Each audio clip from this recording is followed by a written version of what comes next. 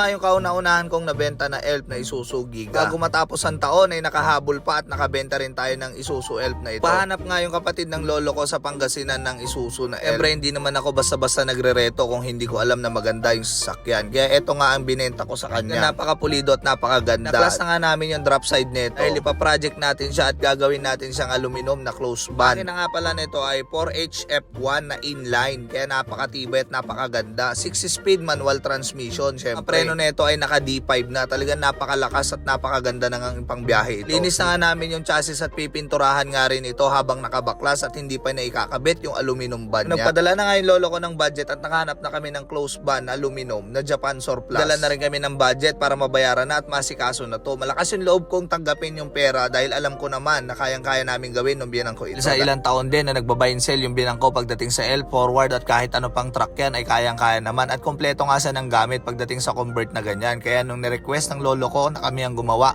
wala naman kami naging problema dahil kayang-kaya naman daw gawin yan. Ito ang nireto ko dahil kabisado ko na tong Elf na ito, napakaganda. First owner ang may-ari nito, yung biyanang ko talagang may-ari at hindi naman talaga pang benta ito. Talagang tatlo na nga lang yung sasakyan niya na Elf kaya kailangan niya na magbawas dahil sa mga parkingan. Isang taon nga ay 3 beses o 2 beses lang bumiyahe ito dahil bihira naman magamit itong Elf na ito. Talagang napakaganda at napakasariwa. Kung makikita niyo yung mga chassis niya, talagang napaka-intact na intact. Pansin niyo nga, walang bangga, walang mga UP, walang kung ano-ano at walang mga kalawang na nabubulok. Hindi talaga siya luma dahil hindi siya talaga nasagsag sa biyahe. Talagang napakasariwa. Chassis pa lang nitong Elf na to ay napakaganda na. Ito na nga at unti-unti na naming nabubuo. Napinturahan na nga rin yung chassis niya. Ito na nga yung flooring niya ay napakakapal. 2.5 nga yung ilalagay natin. Nakabili na rin kami ng pang-convert sa BB chassis niya. Ito't napakakapal nga nung panel bar niya at may flat belt na nga rin na i-convert para mas maganda tignan at lumapat nga talaga. Ito't napakagaling nga. Buti nga bakante yung napakagaling naming welder na si Kuya Omar. Kaya lang mapapaganda dahil pagdating sa sasakyan ay kabisadong-kabisado niya. Dati nga rin siyang gumagawa ng mga Japan Surplus na mga truck kaya wala na siya naging problema. Ganitong trabaho lang daw ay napaka-basic na sa kanya dahil kabisadong-kabisado niya na. Ito nga at napaka-solid na mga conversion na ginagawa nila. Hindi namin tinitipid talagang kung ano yung standard at makakapal na bakal yun ang nilalagay namin dahil pang sarili nga ito ng lolo ko. Sobrang mamahal ay okay na okay lang. Ito nga at patapos na yung baby chassis niya at napakaganda na nga ng kinalabasan lalong-lalo na nung napinturahan ng kulay itim yung chassis niya. Ting din sa flooring yung makakapal ang kinuha namin. Naka 2.5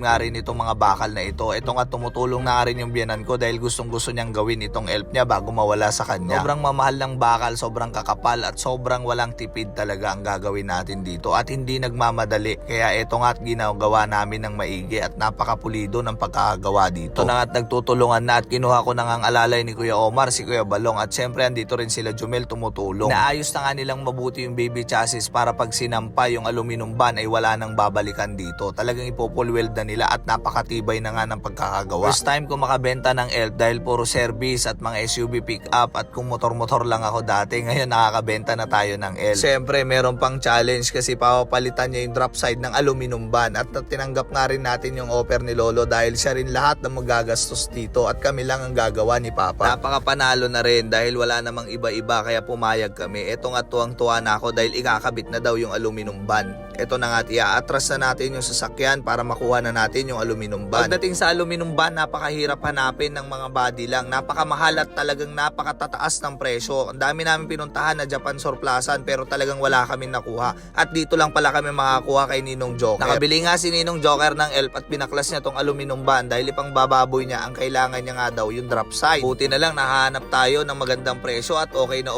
pasok na 14 feet sa project namin ni Papa na Elf. Problema nga namin kung paano namin bubuhatin yung aluminum band. Buti na lang merong kumpare si Papa at napakiusapan niya at narkila namin. Hindi na namin problema at meron namang crane truck na magkakarga. Ilan lang kami sa laki ba naman ng aluminum band na 14 feet na yan bubuhatin namin para maisampa sa Elf. Buti na lang andyan yung crane truck talagang nakatulong sa amin. Napakadali nga lang niyang sinampa ito at napakadali niya ring buhatin pag merong crane truck. Napakasarap ng kuhanan ng video dahil parang laruan lang na binubuhat ng crane truck yung aluminum band. At nagwe-welding na nga si Kuya Omar para hindi bumitaw at hindi malaglag. Ito na nga at isasabit na nga nila yung cable at ito na nga yung magbubuhat sa aluminum band. Talagang magastos lang pagdating sa sasakyan at pagko-convert pero talagang walang imposible basta may budget ka. Talagang gaganda yung sasakyan mo. Hindi naman kami mapapahiya dito. Talagang pupuliduhin at gagawin namin lahat para gumanda ito. Isa pa kamag-anak din yung bibili kaya hindi natin papabayaan na masira yung tiwala nila sa atin. Kaya ito na nga binuhat na namin yung aluminum band para maisampat, masimulan na. Papalitan din natin ng flooring ito, aayusin din natin yung mga UP niya, pero talaga napakasariwa nitong nabili nating aluminum band na ito dahil Japan surplus nga galing ito. Unti-unti na nabubuo yung project elf namin ni Papa at tuwang-tuwa na nga kami dahil napakaganda at napakapulido ng mga kinakalabasan. Pagdating sa truck, kabisadong kabisado ni Papa at napakalupit ng diskarte niya. Napakarami kong ang natututunan pagdating sa truck sa kanya. Kaya ito, iuwi na natin at itutuloy na ulit namin yung mga project namin dito sa elf. Hintayin yung matapos ito at subaybayan nyo rin ako dito. Talagang pupuliduhin namin bago namin ibigay sa lolo ko ito. Pasensyahan nyo na rin kung bihira ako mag-upload dahil napakarami talaga namin ginagawa. So yun, hanggang dito na lang ating video. Maraming salamat sa lahat ng manonood.